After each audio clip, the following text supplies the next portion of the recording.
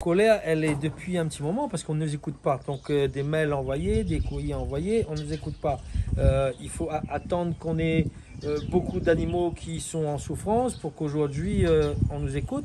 Là, l'heure est urgente. On a besoin justement de quelqu'un qui vienne nous donner un coup de main. Les chevaux, comme vous entendez, ne parlent pas. Donc c'est nous leur porte-parole. D'accord. Vous pouvez me faire un petit bilan, un petit peu de la situation? Il y a combien de chevaux qui sont morts? Environ une quinzaine de chevaux déjà morts depuis le début de l'année sur ce secteur. Dans le nord-est, non? Dans le nord-est, hein, et il y a une soixantaine au niveau de l'île? Une soixantaine au niveau de l'île. Oui.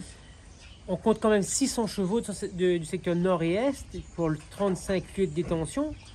Et aujourd'hui, on parle de bien-être animal. On nous dit qu'il faut privilégier le bien-être animal, mais déjà la base, les vaccins, les soins d'urgence, on ne peut pas le faire. Aujourd'hui, c'est la base qu'il faut trouver une solution d'urgence.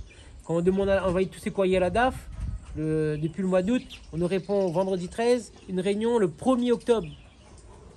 Qu'est-ce qu'on fait du 13 septembre au 1er octobre? Les urgences qui tombent, les vaccins qui sont terminés, qu'est-ce qu'on fait? Là, le gros problème, c'est que dans cette région du Nord-Est, il n'y a plus de vétérinaires spécialisés pour la filière équine. Il n'y a plus de vétérinaires sur ce secteur.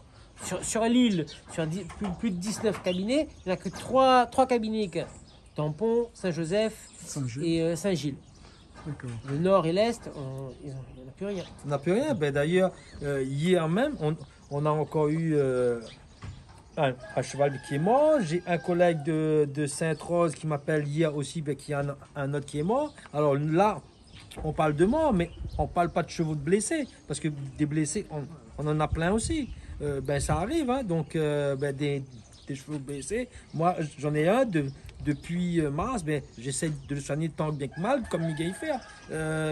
Essaye de faire des recettes de grand-mère. Ben, les gens m'appellent, me disent ben, fais comme ci, fais comme ça. J'essaye de faire. Mais là-dedans, moi, je ne suis pas spécialisé, moi, je ne suis pas vétérinaire.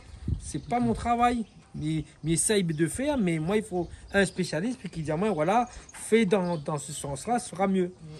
Et d'ici au 1er octobre, donc, la solution que vous souhaiteriez, c'est quoi? C'est vous demandez, par exemple, à ce que le GDS... Mais moi, déjà, dans le courrier adressé au directeur de la DAF, j'ai demandé si le GDS ne peut pas employer un vétérinaire et venir aider ce secteur de l'île.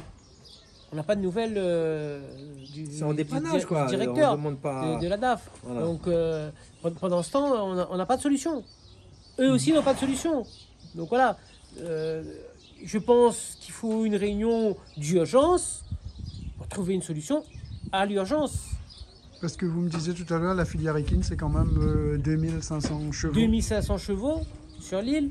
Donc ça génère quand même... 500 économies, 500 emplois, donc c'est comme une économie. On parle aujourd'hui de démocratisation du cheval. Aujourd'hui, sur les plans du département, avec les 5000 licences, le pass loisir, le passeport, ça se fait aussi dans les centres équestres. Donc l'équitation se démocratise.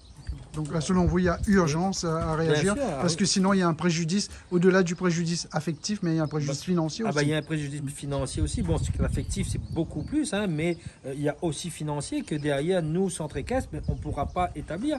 Moi, aujourd'hui, j'ai perdu 6 chevaux, et ben, c'est un préjudice de 45 000 € à peu près.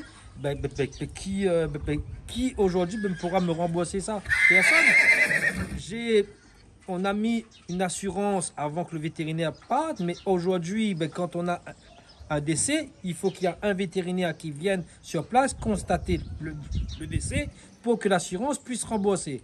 Aujourd'hui, personne ne pourra nous rembourser ces chevaux morts. Personne.